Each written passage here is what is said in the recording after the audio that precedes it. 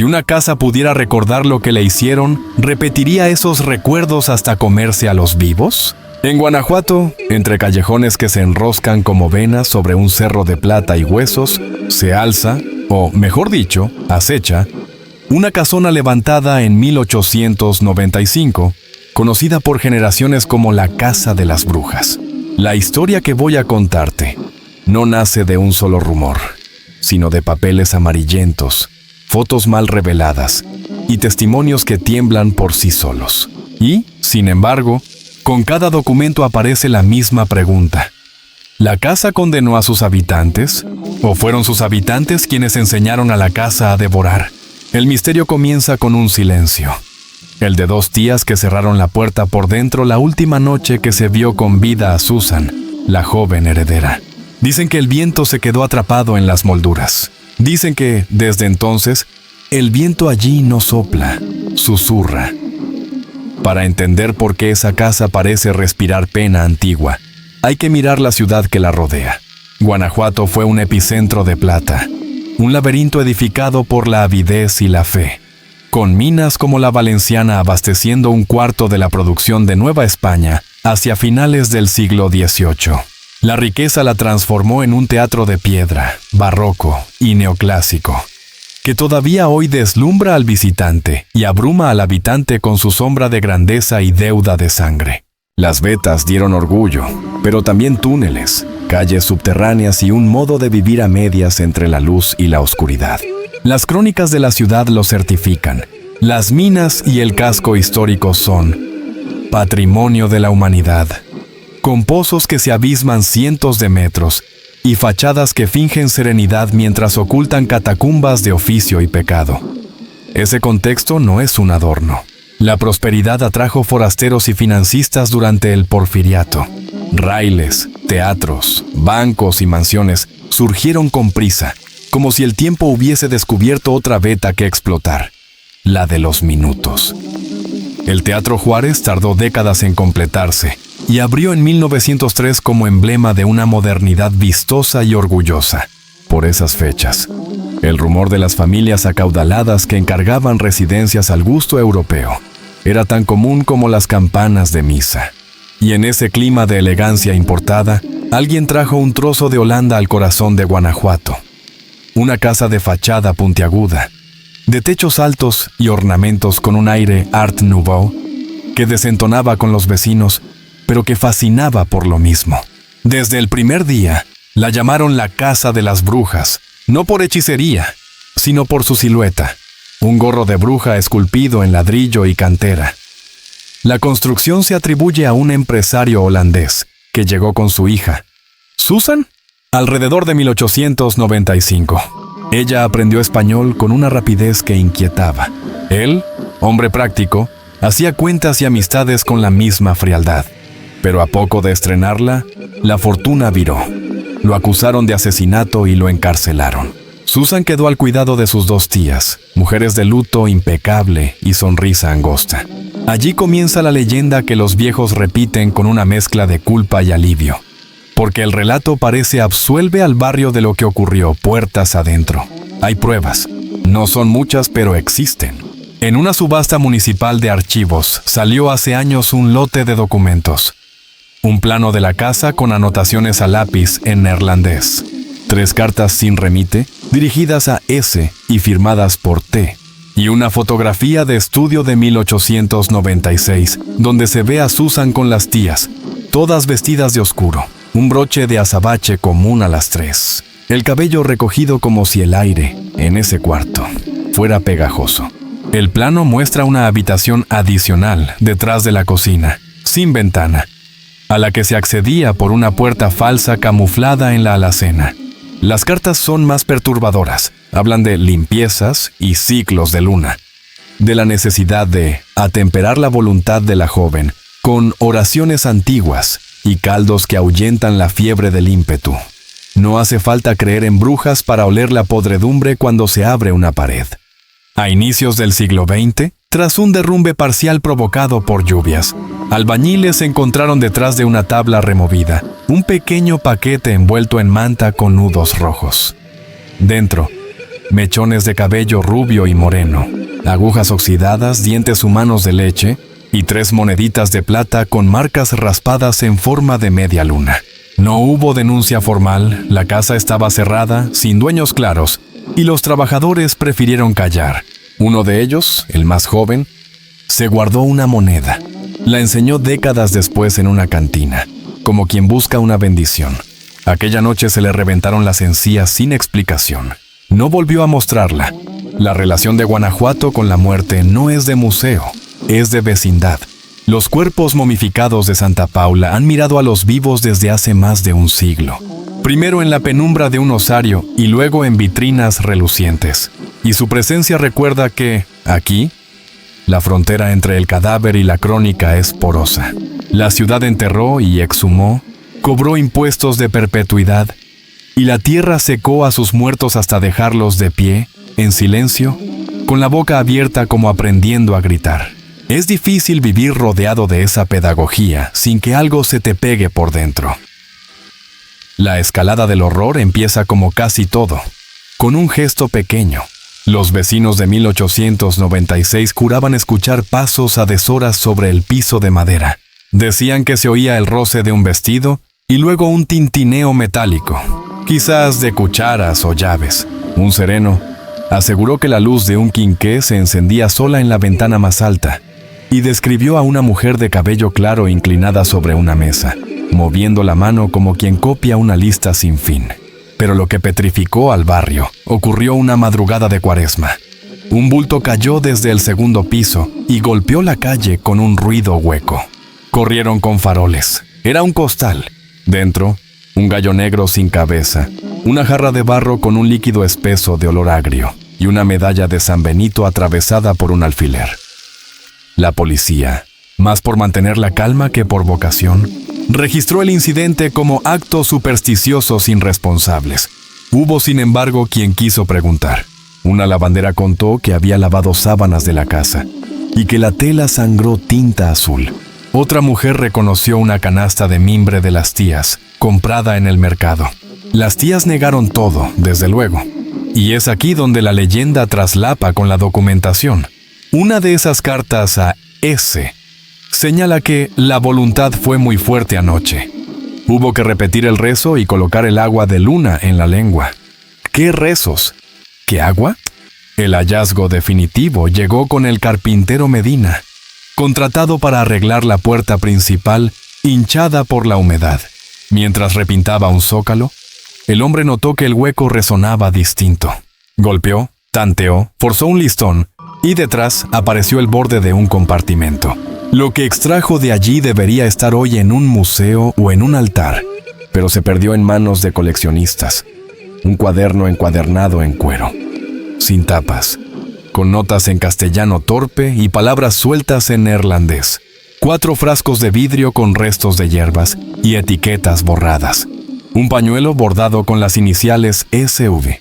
Y una pequeña cajita de música cuyos dientes, al girar, no tocaban ninguna melodía conocida.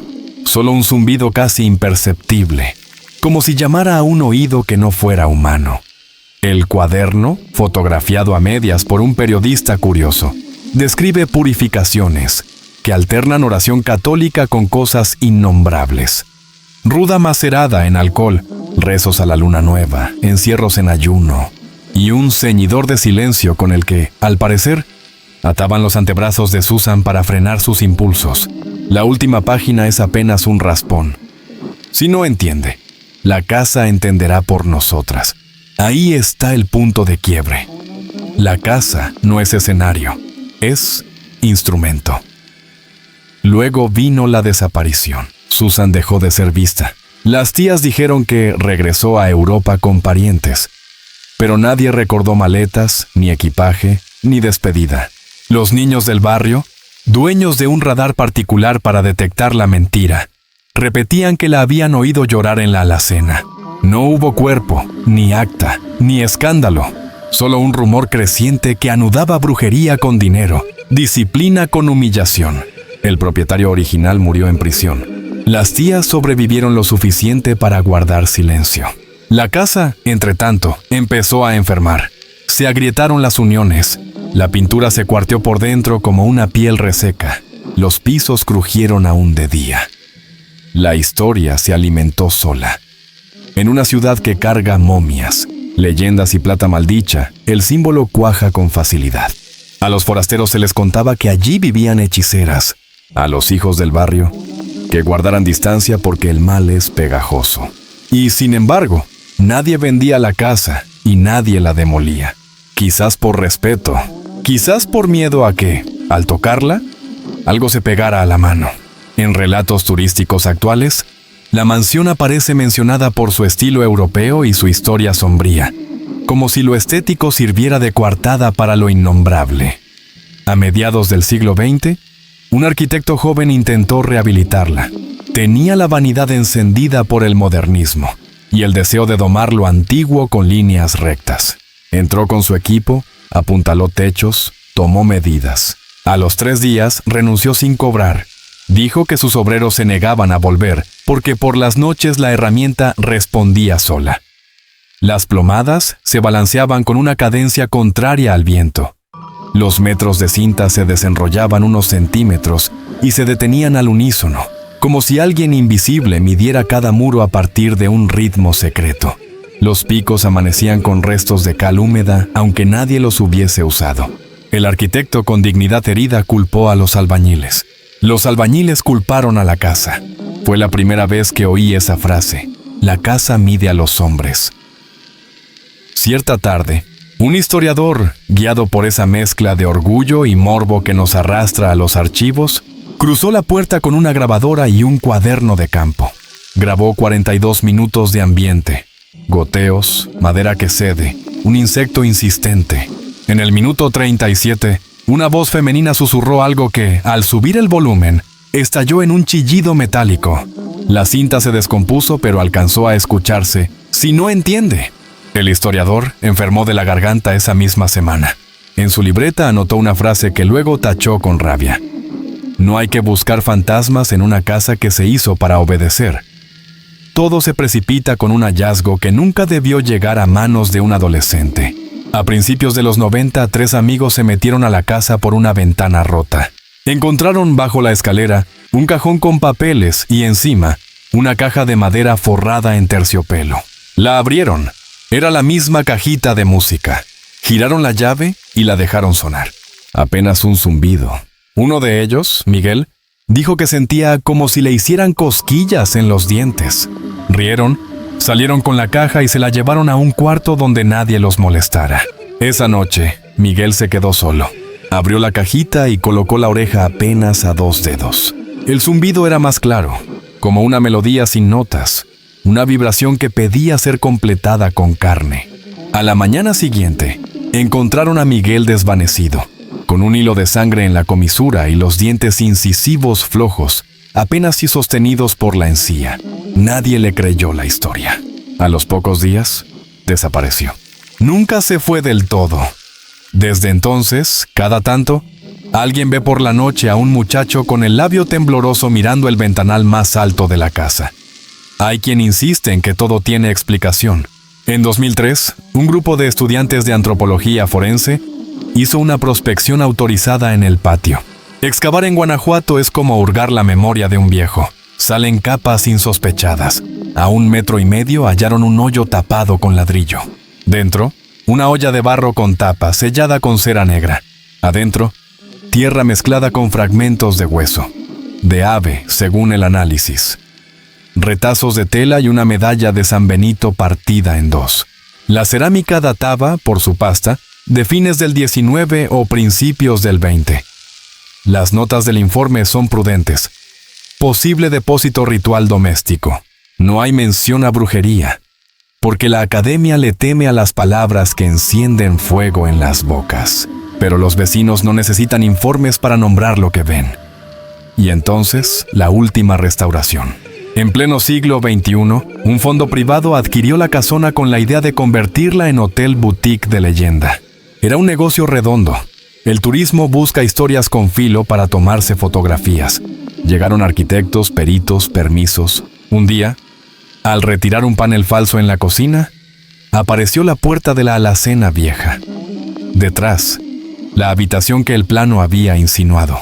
Olía a humedad, a tinta, a hierro viejo. En el suelo, marcas circulares más oscuras, como si platos o botellas hubieran reposado allí durante años. En la pared, un crucifijo clavado al revés. No por una mano descuidada, sino deliberadamente. Los clavos estaban doblados hacia adentro, como si la madera misma los hubiera tragado. En el rincón, un mueble bajo. No tenía cajones, sino una cavidad con la forma exacta de la cajita de música. La jefa de obra, incrédula de supersticiones, dio una orden. ¡Sáquenlo todo! 3 horas después, una grúa pequeña intentó arrancar el mueble de la pared. El cable se tensó, vibró, chilló como una cuerda desafinada. El operador juró sentir un tirón contrario, como si del otro lado alguien tirara con la misma fuerza. El cable se partió. Cuando el polvo asentó, apareció en el yeso una grieta con forma de media luna. Nadie quiso seguir. El proyecto se pospuso. Te pueden explicar el retraso con términos administrativos, pero allí, a ras del suelo, quedaron los rastros de un combate minúsculo que la casa ganó sin moverse. Lo trágico no fue la leyenda, fue la emulación. Cuando un mito cuaja, invita a repetirlo. Aparecieron imitadores de ritos baratos, adolescentes que dejaban frascos con agua al pie de la puerta, turistas que enterraban monedas y broches, buscadores de fenómenos que recitaban oraciones a la luna con acento vacacional. La casa, que había aprendido un idioma secreto, acogió ese ruido como se acoge una mala música. Al principio con desdén, luego con hambre. 2 incidentes constan en actas. Una mujer que se cortó el pulso, por accidente, con la arista de un marco, y un guía que se desvaneció, cianótico, tras sentir que el aire no alcanzaba. Se recuperaron, otros no. La noche en que la leyenda se tragó a su cronista ocurrió sin drama. Un investigador, quizá yo, quizá otro, se encerró a escribir con las pruebas a la mano. Llevaba un frasco de alcohol, unas hojas impresas con fotos del cuaderno, la moneda con media luna que un cantinero le había vendido por un precio ridículo, y la grabación remendada del historiador afónico. Alguien en la calle gritó una serenata. La ciudad olía a humedad y gasolina. En la pared de la habitación apareció de pronto un reflejo. No era luz de farol, era luna filtrada por un vidrio que ya no existía. La cajita zumbó. El cronista la abrió. La nota que no era nota le acarició el esmalte de los dientes. Entonces el viento, ese que en la casa no soplaba, solo susurraba, se metió por la camisa como una mano que busca algo. El cronista se quedó quieto para no asustarlo. El susurro dijo: si no entiende. El resto del registro está en blanco. Quisiera poder asegurar que todos son coincidencias, que los artefactos tienen explicaciones y las voces causas clínicas. Pero hay patrones. Guanajuato hizo un pacto antiguo con la muerte que exhibe en sus vitrinas, con su historia de minas y teatros que tardaron en abrir porque los poderosos eligen el tiempo que les conviene. En ese pacto caben también las casas que aprenden. Nadie sabe si Susan sigue en la casa o si la casa se quedó con su manera de estar en el mundo. Mirada baja, manos quietas, un hilo de voz que no se oye, pero se siente detrás de los dientes. Lo cierto es que la casa de las brujas, con su aire europeo injertado en un cerro mexicano, sigue en pie y en sombra, con una media luna agrietada en la cocina, que no desaparece con la lluvia ni con la cal nueva, y que, de cuando en cuando, alguien escucha una melodía que no existe y aprende, sin querer, a callar. Te lo advierto con la única honestidad que me queda. Si vas, no lleves nada que la casa pueda aprender. Un gesto, un objeto, tu ritmo de respiración. No apoyes la lengua en el paladar cuando el silencio te haga cosquillas en los dientes. No te quedes a solas con la alacena abierta. Y sobre todo, si escuchas que algo zumbando intenta completar una canción dentro de tu boca, no trates de entenderlo. Porque en Guanajuato, las casas obedecen a quien las hizo, y también a quien las alimenta. ¿Te atreverías a entrar sabiendo que la casa podría aprenderte a ti?